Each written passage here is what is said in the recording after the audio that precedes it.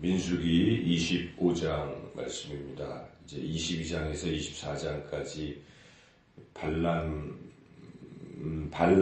모압 왕 발락이 이스라엘을 이제 저주하려고 잘못된 선지자 발람을 이제 은근과 지위로 유혹해서 저주하려고 했죠. 하지만 하나님께서 그것을 막으셔서 발람은 저주 대신 이스라엘을 이제 축복하는 그런 일이 있었습니다. 전적으로 하나님께서 이스라엘을 지켜주신 그러한 사건이었습니다. 지금 이스라엘은 가나안 땅에 들어가려고 모압 평지에 지금 모여 있습니다. 1세대는 다 죽었고 가데스 바네아에서의 그 불순종 사건으로 다 이제 죽고 2세대가 이제 새로운 마음으로 모압을 땅에서 가나안 땅으로 이제 요단강을 건너서 들어가려고 좀 기다리고 있는 이런 상황인데 뜻밖의 일이 일어났습니다. 그것은 이스라엘 백성 2세대가 범죄한 것이죠. 1세대의 그 조상들의 죄를 목도했고 그 죄로 인해서 조상들이 이 가나안 땅에 들어가지 못했다는 이야기를 다 들었을 텐데 지금 자기들도 동일하게 죄를 지금 범하고 있는 그런 장면입니다. 그 죄는 그 모압에 있는 여인들과 이스라엘 백성들이 음행을 했다는 것과 그리고 이런 육체적인 음행뿐만 아니라 모압의 신들에게 이스라엘 백성이 또 절하고 그 바알 부올에게 절하는 이러한 또 영적인 음행의 죄도 같이 범하고 있다는 것이죠. 이것을 그대로 두면 아무런 의미가 없죠. 이 가나안 땅에 들어가는 것도 하나님을 섬기고 정결하게 살아야 될 하나님의 백성 이스라엘이 지금 들어가기 전에도 전부터 이미 이러한 육적 음행과 영적 음행을 범하고 있다면 이것은 매우 잘못된 것이기 때문에 하나님께서 진노하셨습니다. 그래서 그 이스라엘의 지도자들을 다 목매어 달라 이렇게 태양을 향해서 하나님 앞에 목매어 달라고 말씀을 하셨죠. 그래서 모세가 하나님의 말씀대로 그렇게 이제 시행을 했습니다. 그래서 사람들이 이제 이것을 보고 백성들이 우리가 참 잘못했구나 하는 것을 깨달았습니다. 그래서 백성들이 하나님 앞에 회개하는 거죠. 그래서 6절에 보면 이스라엘 자손의 온 회중이 회막문에서 울 때에 이렇게 이제 운다는 표현은 회개한다는 것이죠. 우리가 잘못했구나 하고 회개하고 있는데 이 또 점입가경 설상가상으로 이러한 음행의 죄악에 덧붙여서 또 다른 죄가 발생했습니다. 그것은 회중 가운데 이런 상황 속에서도 백성들은 회개하고 있는데 버젓이 그 모든 백성들 앞에 또 지도자 모세 앞에 하나님 앞에서 이 한 남자와 여자가 음행을 저지르려고 지금 장막 안으로 들어가고 있는 그런 것입니다. 그래서 여기에 이 미디안의 한 여인을 데리고 한 남자가 지금 그 안으로 들어가고 있는 것이죠. 이것을 그대로 또 방치할 것인가 하는 것입니다. 이때 제사장의 아들인 엘르아살의 손자인 비느하스가 창을 들고 그 남자와 여자를 장막 막사에 쫓아 들어가서 그 창으로 두 남녀를 배를 뚫어서 죽였다는 것이죠. 그랬더니 아마 이 사건으로 인해서 연병이 또 이스라엘 백성들에게 있었던 것 같습니다. 24,000명이 죽었는데 그 연병이 그쳤다 하는 이제 그런 이야기입니다. 그것에 대해서 하나님께서 그 의로운 창을 들었던 비느하스를 칭찬하시고 그리고 네가 내 대신 그러한 불의한 일에 대해서 그러한 일을 했다고 칭찬하시고 너를 이제 앞으로 영원히 너와 너의 자손을 제사장 직분을 너희들에게 제사장 직분을 맡겨주시겠다. 이런 언약을 또 맺으시죠. 이런 이야기가 이제 25장에 나와 있습니다. 우리가 이 사건을 통해서 깨닫게 되는 것은 하나님은 하나님의 백성이 이 성결한 삶을 살기를 원하신다는 것입니다. 육적인 음행, 이런 그런 더러운 범죄를 하는 것을 원치 아니하시고, 또한 또 여기 영적 음행, 그러니까 하나님 외에 다른 신을 섬기는 것을 싫어하시고 진노하신다는 것을 우리가 분명히 깨달아야 합니다. 그래서 교회 공동체는 거룩한 성도들이라고 그렇게 말씀하십니다. 거룩한 사람의 무리입니다. 하나님께서 예수 그리스도의 십자가의 보혈로 거룩하게 하셨기 때문에 늘 교회는 성결해야 되는 것이죠. 교회가 이 영적 음행이라는 것은 교회가 하나님 외에 다른 것을 섬기는 것을 말하는 것인데, 그것은 세상 사람들처럼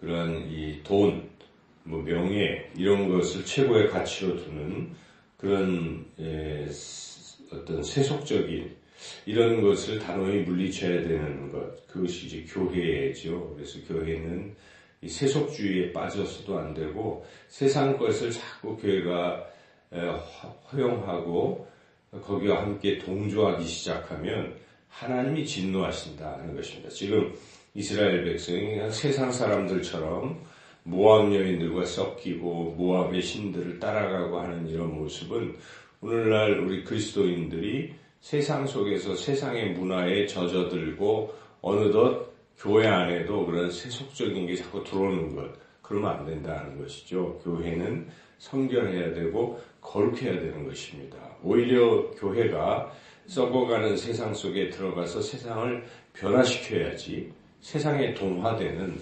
이런 이쯤 되면은 이거는 안 되는 것이죠. 교회는 예수님이 말씀하시면 너희는 세상의 빛이요 소금이라 말씀하시는 것입니다. 교회는 어두운 곳을 비추는 빛이 되어야 되고, 또 썩어져가는 것을 썩지 않게 하는 소금의 역할을 감당해야 되는데, 오늘날 한국 교회가 아무런 그런 특별한 거룩한 그 교회의 성도들이 이 사회에서 거룩한 삶을 살지 못하기 때문에 아무런 영향력을 끼치지 못하고 오히려 밟힌 소금처럼 그렇게 비난만 받는다면 이것은 하나님이 매우 싫어하시는 것이다 하는 것을 우리가 분명히 깨달아야 됩니다. 그래서 교회는 항상 성결하고 정결해야 하는데, 만약에 교회 내에 이런 고스비라든지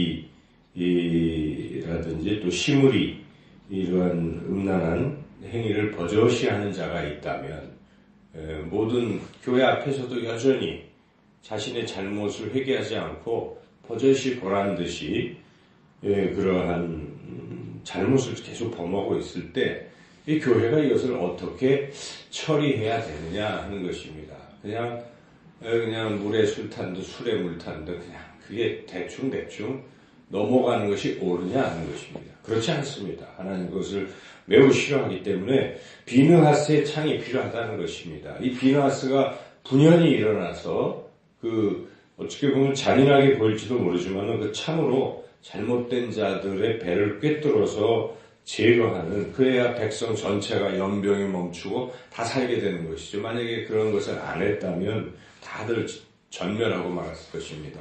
그래도 되는구나.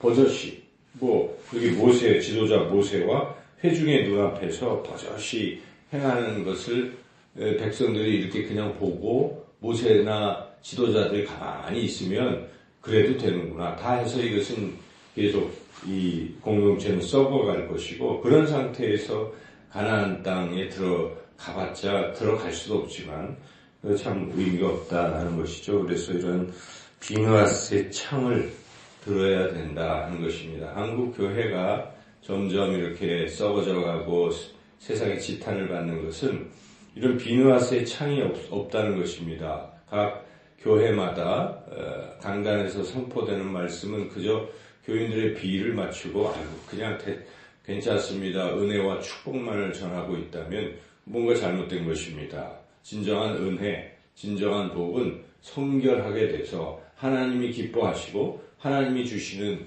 비느하스에게 내려주신 그런 영원한 복을 받는 것이죠. 그래서 항상 설교에서는 있는 대로 말씀에서 성결하라, 거룩하라 그런 말씀이 있을 때는 그렇게 또 담대하게 선포해야 되는 것이죠. 또 그렇게 가르쳐야 됩니다. 잘못한 사람이 있다면 비느하스의 창으로 뭐 그렇게 물리적으로 그렇게 하는 것은 아닐지 몰라도 그래도 지적을 해야 되는 것이고 그렇게 해서는 안 된다는 것을 지적해야 되는 것입니다. 이것이 구약에 있는 말씀에만 해당되는 것인가? 그렇지 않습니다. 신약에 봐도 우리가 고린도 교회가 그런 음행에 빠졌을 때 사도 바울은 편지를 보내서 그것을 바로잡으라고 분명하게 말씀하는 것이죠. 그래서 예를 들어서 고린도전서 5장 보면 그 교회 내에 음행이 있었어요. 그런 음행이 있을 때 사도 바울은 편지를 보내서 그거 가만히 두면 안 된다는 것입니다. 그 누룩이 온 덩어리에 퍼진다는 것이죠. 그래서 고린도전서 5장 6절에서 이런 말이 있습니다. 이런 말씀이 있습니다. 너희가 자랑하는 것이 옳지 아니하도다. 적은 누룩이 온 덩어리에 퍼지는 것을 알지 못하느냐 하고 그것을 제거하라. 그래서 내가 너희에게 쓴 편지에 음행하는 자들을 사귀지 말라 하였거니와 하고 분명히 그런 자들과 사귀지 말라. 이렇게 교회에서 그런 자들을 제거하라.